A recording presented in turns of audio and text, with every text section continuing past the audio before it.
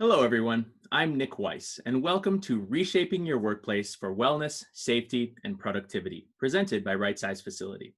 We appreciate you taking time out of your day to be with us and realize that while everybody's working from home, they're still all very busy. And as such, Right Size has about 100 people working remotely, diligently planning, furnishing, and servicing our client spaces as they prepare for future moves and transitions, but also spending a lot of time redesigning, retrofitting, and reconfiguring our client spaces as they prepare for the return to work. We realize that things may not be as as they were before, and that we're working from home in many different ways, but taking some time out of your day to learn a little bit more about what our 100 people are learning and collaborating on and absorbing so that we can share it with you and use that information to plan your spaces is what we hope to gain from today's presentation. So the New York Times came out with an article that was titled, "In the Fog of Coronavirus, There Are No Experts." In a pandemic, it's not just truth against misinformation, and every choice is an experiment. So the way we look at that is that there are no experts on a post-pandemic world, but there are experts that we can seek answers from relevant to their area of expertise. And so our team's been working closely with government officials, healthcare workers, scientists, building engineers, commercial real estate analysts, architecture and design professionals, and workplace furnishings experts, including our manufacturers, to come up with solutions that will help people return to office in a safe, productive manner and allow people to get back to some sense of normalcy in a quick fashion as soon as the order is lifted. So some of these experts that we're collaborating with include real estate or commercial real estate professionals. So what Colliers, for instance, is saying is that the focus is now and for the foreseeable future is twofold. One, centers around business continuity and preparedness. How do businesses operate effectively, working remotely or in split conditions? And what does the preparation look like to negate future disruptions? And the other is around the well-being of employees. How do businesses take measures to keep their employees safe, healthy, and productive? Well-being and wellness are two very important factors of how we plan spaces. Well-being consisting of the mental and emotional and cultural health of the employee, and then wellness focusing around the overall health of the body, and how do ergonomics and the workplace play a part in making you healthy in the workplace. So something that we find very interesting is this statement: workers will not return to the same office space they left. And you can look at that two different ways. One, of course they won't. They're going to return to an office space that employers have adapted for distancing and protection and separation and safety. So they're going to see a very different workplace that's going to allow them to feel comfortable in that environment. But the other way of looking at it is that if employers do not make the changes to the workplace, workers will simply not return. They won't feel safe. They won't trust that their health is being looked out for, and they won't come back to the office. They'll either try to continue to work remotely, or potentially seek employment elsewhere. So the bottom line is that changes must occur. So Cushman & Wakefield, for instance, created a 300-page manual on safely reopening these offices. And they've included advice for every part of the workday, from the moment that the employee leaves home at the beginning of the day. And it's really kind of a neat exercise. You may have seen the video on the news or in social media, but they created what they're calling the 6 feet office. And they've been actually working and utilizing this office for a couple of months now and have interesting data supporting that. But some of the things they implemented were very insightful. And rather than show the video, I'm just going to show you a couple of images of what was in the video to highlight some key components. One, sanitization everywhere. So from the moment you enter the building, before you touch anything like a kiosk or an elevator, and from the moment you enter the workplace, before you touch a door or your workstation, there are sanitization stations. There are also markers, directional signage in every part of the building indicating where you should go, how you should distance, where you should stand. And here's an example of one inside an elevator. In this case, it's a small elevator, so there's just a dot in each corner of the back, so that's a 2-person elevator, and they can remain properly distanced as they go up and down. There's also a tear sheet when you enter the workplace. So grabbing this recyclable piece of paper that you know is clean, fresh off the pad, that you can put on your desk and set your keyboard and mouse on and work from, that you know that this area you're touching is safe and clean, as well as screens everywhere to prevent the flow of infected water vapor and air. And then they went so far as to replace sections of carpet around workstations to create kind of a sphere of safety, or a circle of safety out of carpet. So cutting circles into the existing carpet, ripping up that existing broadloom or carpet tile, and putting down an actual solid surface or a solid circle of carpet that indicates to anyone walking around the office that that you don't want to trespass, if you will, into that person's circle of safety, so that they feel comfortable at their workspace and everybody knows how to traverse the office in a safe manner. So Jones Lang LaSalle is another firm that's being very vocal and has a lot of great content coming out. And they talk about how workplace strategists and designers, so the people in our world, will have a more important role than ever to play in shaping the future of places and spaces where we come together to connect, work productively, and be inspired. Inevitably, this experience will lead to a shift in how corporate real estate thinks about their office requirements, accelerating existing trends, and prompting new ones. So in the following pages, in the words of Thomas Paine, I offer nothing more than simple facts, plain arguments, and common sense. So as we navigate the complexities of this COVID-19 pandemic, we're just going to let common sense be our guide and share with you the information that we feel is relevant. Jones Lang LaSalle also came out with this client experience journey that really tells a good story and almost relates the pandemic that we're in to the stages of grief. First being shock, denial, disbelief that this is even a thing that's affecting us. And then the realization that, yes, we need to do something, confronting the impacts and dynamics of the situation, responding to it. So we sheltered in place, we closed the workplace. And then now we're in this productivity challenge phase where we bridge the path to a more resilient and adaptive future state and plan and resiliency planning for this new way of working. So we're reimagining the spaces. We're working with clients to create ways to get them back into the workplace.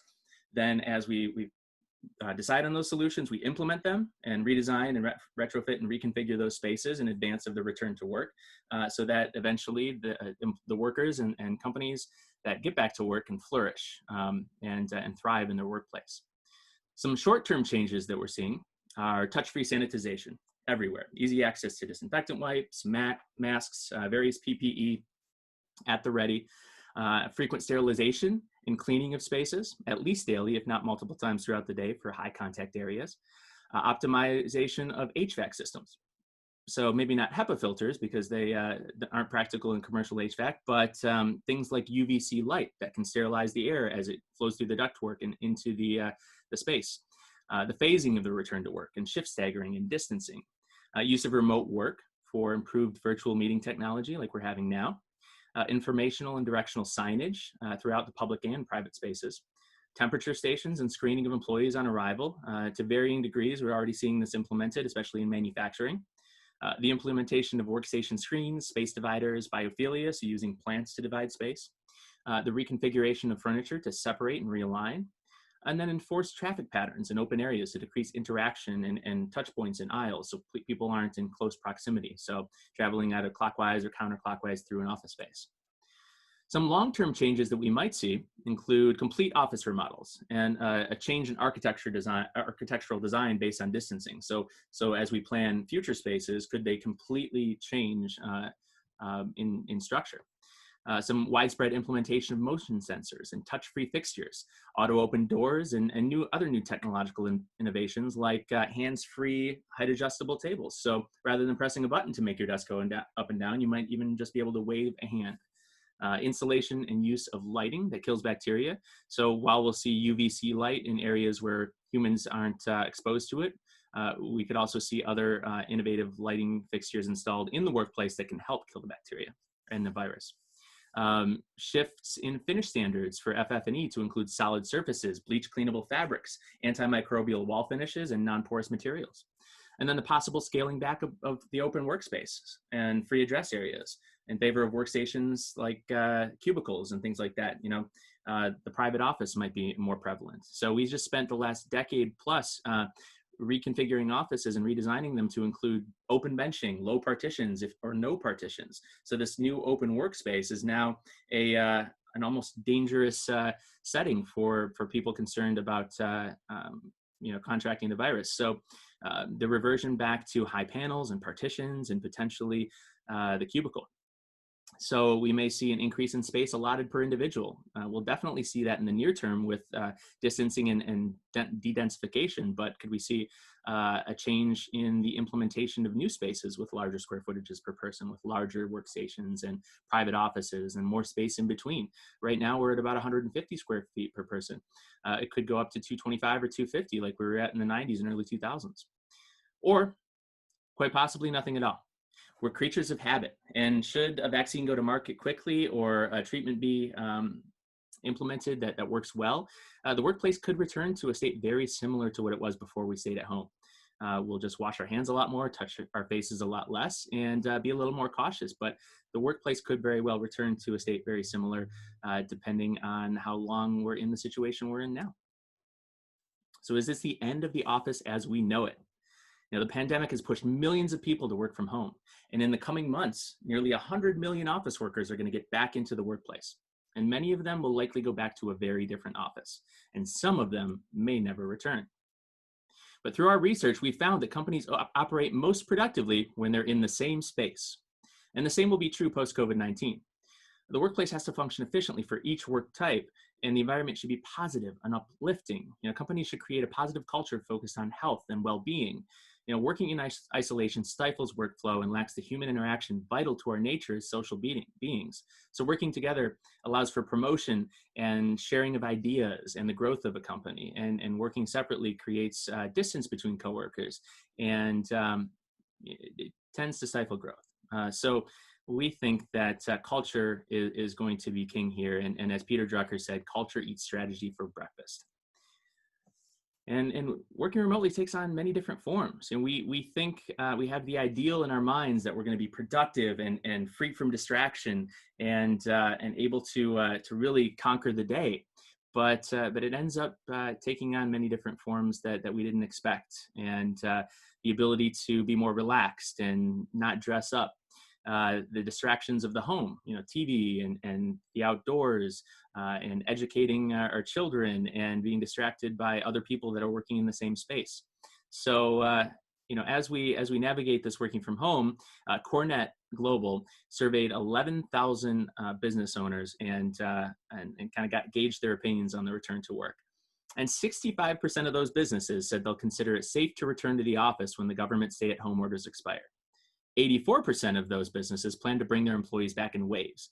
So the greatest need and the most important people to be in the office returning first, and potentially expanding work hours and shifts to lower the office density, bringing perhaps 20% of employees back first, as we know through scientific research that 20% is kind of the magic number.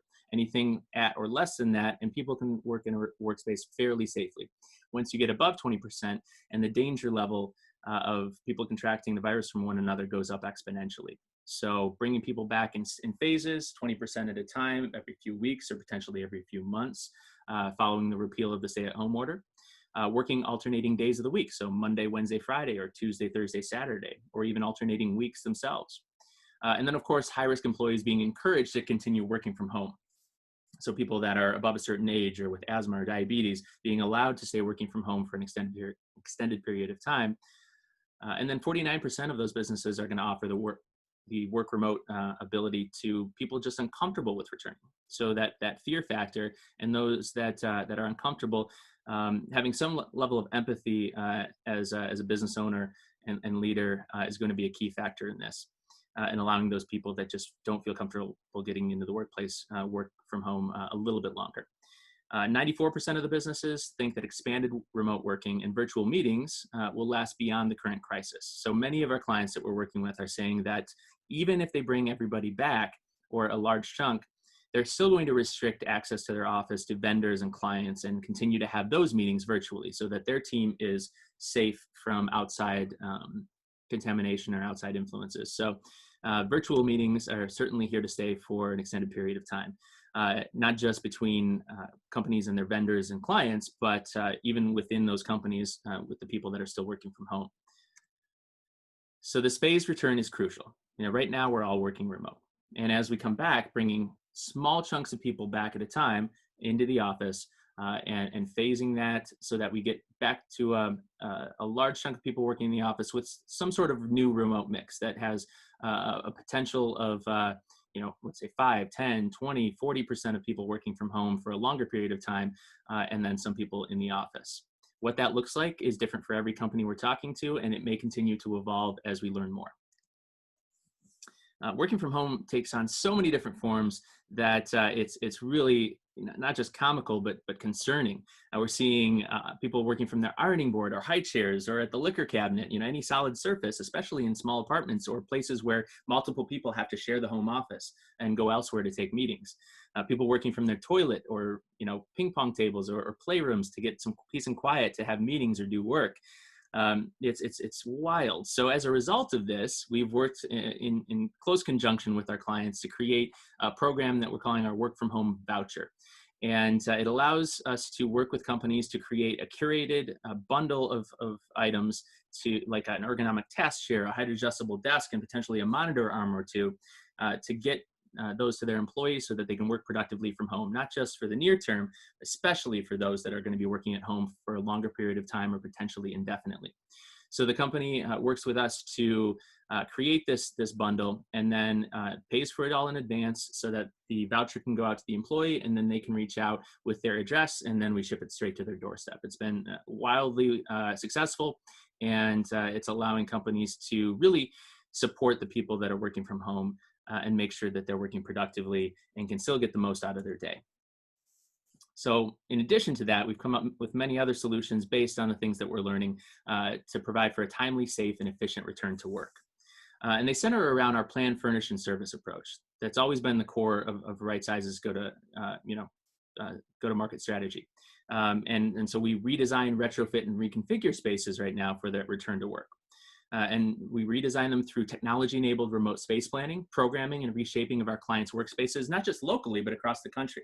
We've been working through virtual technology for about 6 years now as we expand to a nationwide presence and work with companies in every state to help them create new offices. So our consultative planning process is both immediate and ongoing as we partner with all types of companies and our clients to adapt to an ever-changing workplace.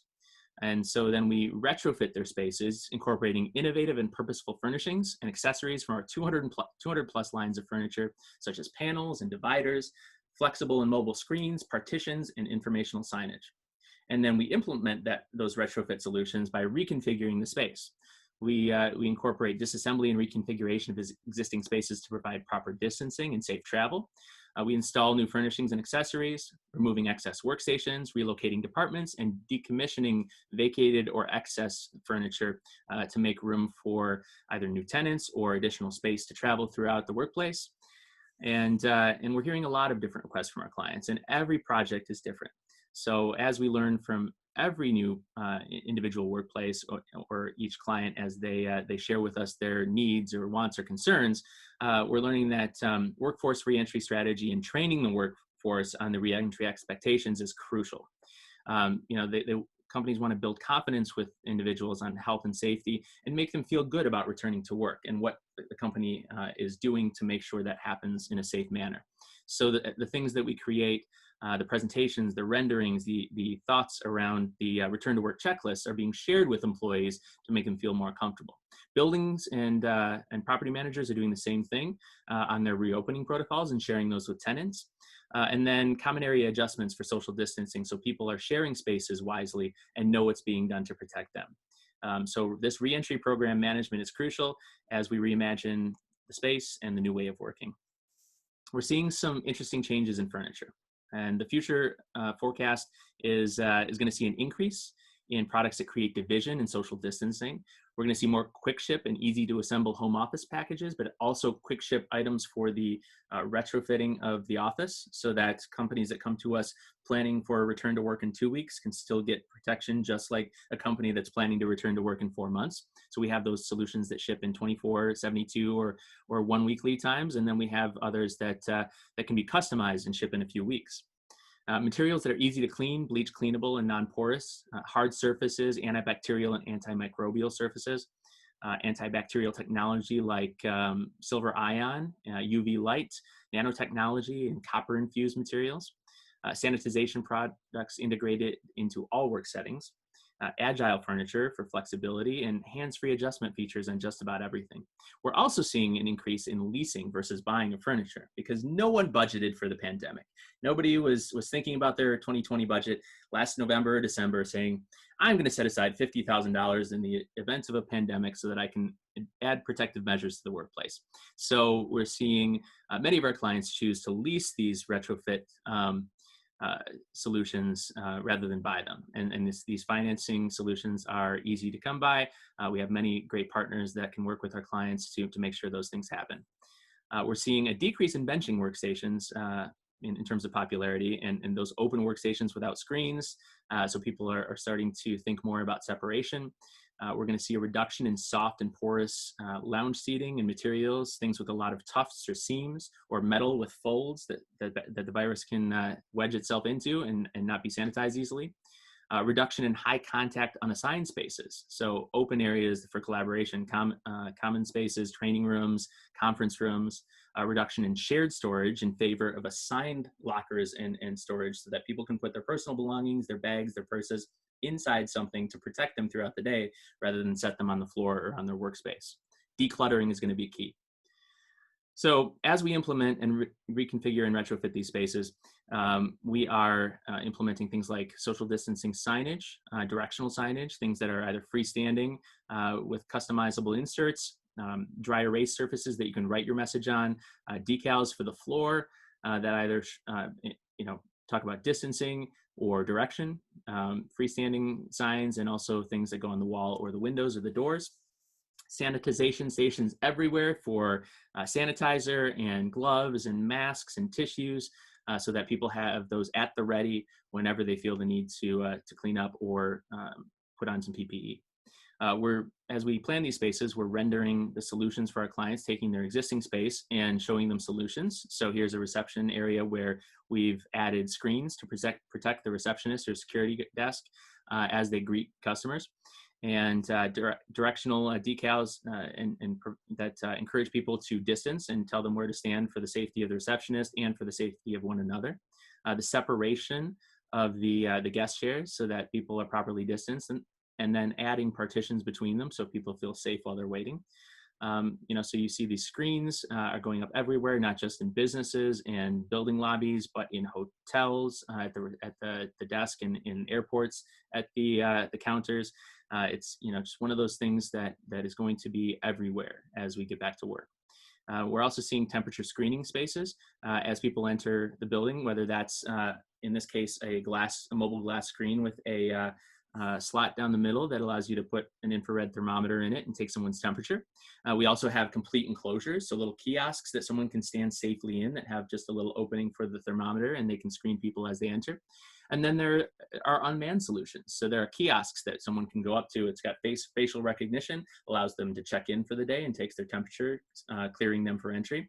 And then there are tablets that have infrared cameras that screen everyone as they enter, gauge their external body temperature, and set off an alarm for anyone that's reading a little bit high. Room dividers and partitions are going to be everywhere. We're implementing them in between workstations and between common areas and just in the overall space to prevent more and more division. They can be dry erase boards, they can be fixed or mobile, planters on a large scale, not only look beautiful, but they act as dividers, and they also serve to improve the air quality. And then dividers that includes acoustic materials to absorb some of the sound that these screens that we're implementing are going to serve to create more of. We're going to see a little bit more noise pollution in the space as we add these solid surfaces back in. So these screens that wrap around height adjustable desks or sit between one another, either on the surface or going all the way down to the floor. We're seeing many materials, whether it's glass, plexi, dry erase, acoustic felt, or even customizable materials. There are high-end solutions like glass that wraps around 2 to 3 feet high up from a desk on every side, and are beautiful and more permanent, right down to solutions that ship within 24 hours, flat packed, and could be less than $50 to protect an entire desk. Wraps around all 3 sides, goes up 2 feet, and it feels like a little study carrel, but made out of cardboard. So it's not as permanent of a solution, but we know that cardboard kills the coronavirus within 24 hours. So as long as that's somebody's individual desk and they can still sanitize their surface, that cardboard prevents airflow from reaching them from other employees in the space. The other thing that I mentioned briefly in terms of bags and other clutter is just the amount of things that are out in the open. So putting things into storage and finding ways to keep them off the surface is going to be crucial.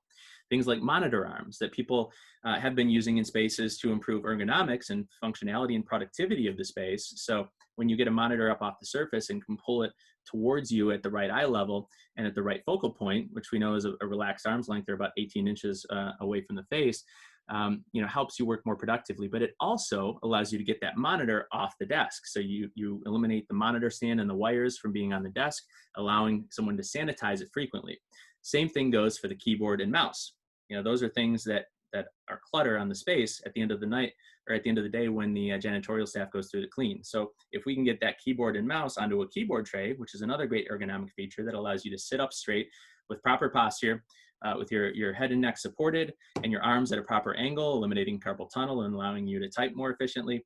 So those keyboard trays are fantastic for anyone, but getting those under the surface and allowing you to slide the keyboard and mouse under the desk at the end of the day is going to help you sanitize the space a lot more efficiently. So these things that were formerly just for ergonomics are now twofold, ergonomics and cleanliness. As we work with our clients to imagine their new spaces, we're taking their existing and rendering the additions in some cases just minimally adding additional screens where necessary and aisle panels, in some cases adding stackers and wing panels to cubicles and higher screens on benching, and of course side-to-side screens, and then some signage indicating how to use the space or direction of travel. And in some cases, rather than using decals on the floor, we can even incorporate a replacement of carpet tiles in a path with a solid color indicating direction. So it's a little more elegant way to indicate direction of travel through a space. We're also reconfiguring workstations. So some may already have screens, but need to be distanced from one another. So turning clusters of 6 or 8 into 2 packs that can be properly distanced and creating more aisleways. And it all depends on the amount of space within the office to allow us to do this.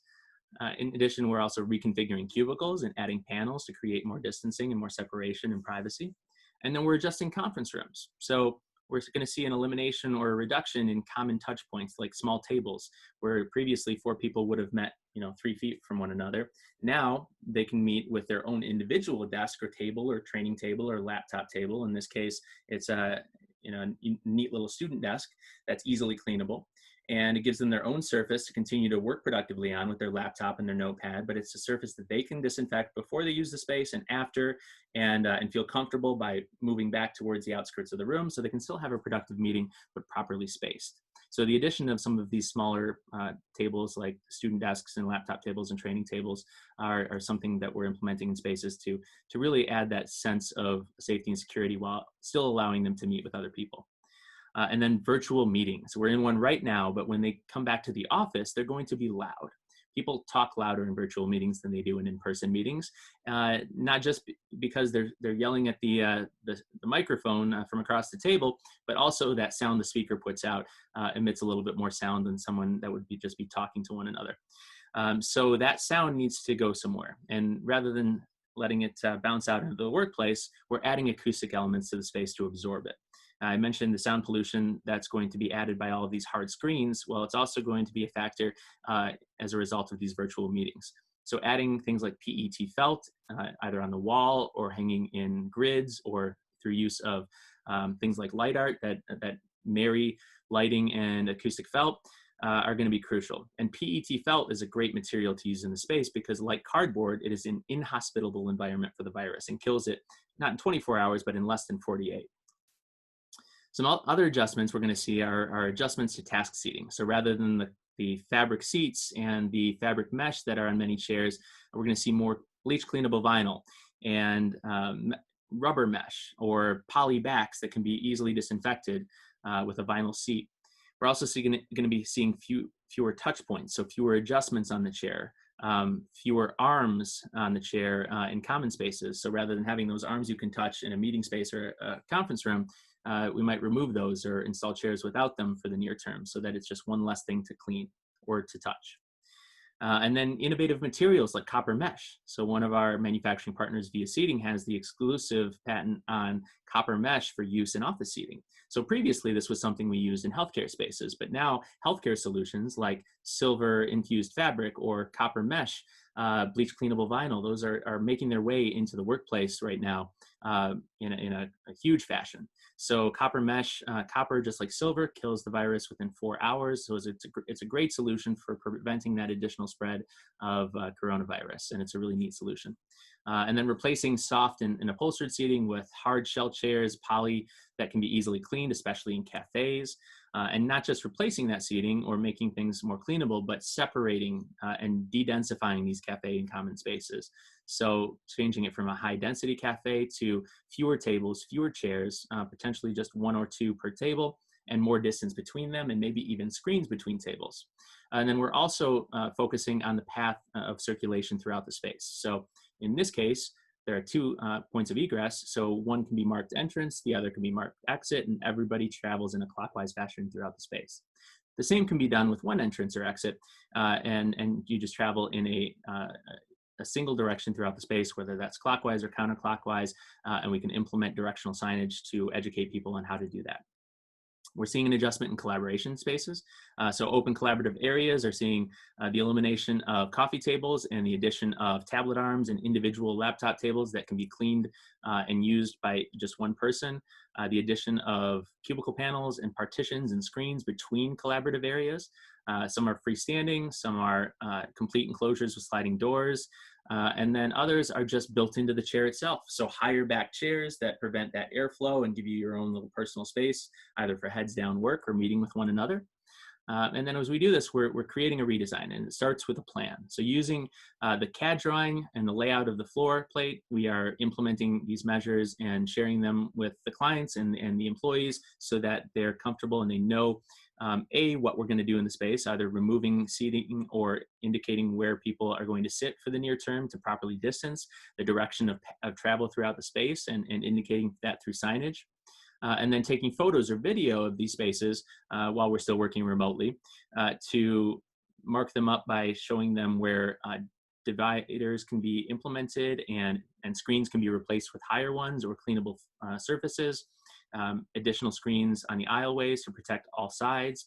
And then in this case, one of the solutions was adding planters to the top of these file islands so that it added an additional layer of protection from the aisleway to the workers. And those plants additionally, in addition to being beautiful, are going to provide a barrier and improve air quality. Same thing goes with cubicles, raising the panels up. Solutions like adding wings on the aisles to protect people from high traffic areas, reduction of clutter, so eliminating things like paper management solutions. And then there's a ton of fabric on the cubicle. So it may be all right on the inside because that's your space, but high traffic areas that can't be disinfected easily if they're fabric are being replaced by either an entire laminate gallery panel or leaving the cubicle panel, we can replace it with a vinyl skin that can be easily cleaned or even a laminate insert. And of course, raising those up to be higher to protect people from the common high traffic aisleways. The other thing that's fabric throughout a space that we're seeing a need for adjustment in is the cushion on the mobile pedestal. So for the last 10, 15 years, we've been implementing cushions on every bit of filing. Anywhere you can sit down, we're putting a cushion so that as we reduce the number of offices and guest chairs in a space, we're adding places where people can sit and collaborate with one another in the workspace. Problem with that is that these are mostly fabric. So we're going through these workspaces and removing the cushions and replacing them or reupholstering them with a bleach cleanable vinyl fabric cushion, or eliminating them entirely in favor of a little piece of laminate that still covers the bed and looks beautiful, but can be easily cleaned. So as we go through and implement these things, we're reconfiguring the workstations by adding screens to the benching, adding those monitor arms we discussed, adding mobile screens that can be used and repurposed later as collaborative solutions. But right now they can be used as a functional partition and barrier from the team to the high traffic aisleway. And there's going to be some impact of this. All these changes are crucial, and employers who choose not to make the changes to their existing workplace could face the backlash of an employee base that craves safety and security in the space. And remaining stagnant in that physical space and allowing the workplace of the past to continue as employees return to work will result in a drastic loss of employee confidence and engagement and trust in their leadership, attraction and retention. So, these things are very important things that we're studying and learning and constantly evolving to help companies redesign, retrofit, and reconfigure their spaces, which we feel are the three main tools for effective change in the workplace. So you can learn more about these things that we've talked about today and other things that as we learn them, we're updating them on our website, and using this as a resource can be a great value to your team, not only about the reshaping your workplace portion that we talked about today, but also white papers and research from some of the experts we talked about, not just in the commercial real estate community, but architecture and design, healthcare, government officials. So there's some great information on our website there under Reshaping Your Workplace. Information that talks about how we can continue to service clients, not just locally, but around the country through our virtual technology. Additional information on our financing programs and how we can help you accomplish this without breaking the bank. And then more information on our work from home voucher programs. And not only can we work with you to get your employees set up on a mass scale and make sure that they're all working productively, but if you just, as an individual, would like some additional ergonomic solutions for your home office to work more productively, there's an online portal there where you can purchase things just for yourself. So thank you so much for spending this time with us today. We look forward to speaking with you and collaborating with you and learning about how your business wants to approach the return to work so that we can help you with the proper solutions that fit your budget, your timeline, and your needs for your workplace. We're eager to help. We're all ready and at our computers, eager to participate in the redesign, retrofit, and reconfigure of your space. Please feel free to reach out to me with any questions or ideas for collaboration as we embark upon this new way of working. And thank you so much for your time. Have a wonderful day and be well, everyone. Are you moving, expanding, or planning an office renovation? Do you need more collaborative space or private breakout spaces? Are you having trouble attracting new talent, retaining your existing talent? Your outdated space could be part of the problem. After all, who wants to come to work in an office where the design makes them desperate to escape? Perhaps it's time to update your office. And Right Size can help. Our turnkey plan, furnish, service approach to office design starts with understanding functionality, how design affects everyone's ability to perform at their highest level. We collaborate directly with our clients and use a creative blend of office furniture at a variety of price points to design a high-quality workplace environment that meets all your aesthetic and budgetary goals. With over 50,000 completed projects over the last 15 years, Right Size delivers a fully curated solution that guarantees an office you'll love at a price you can afford.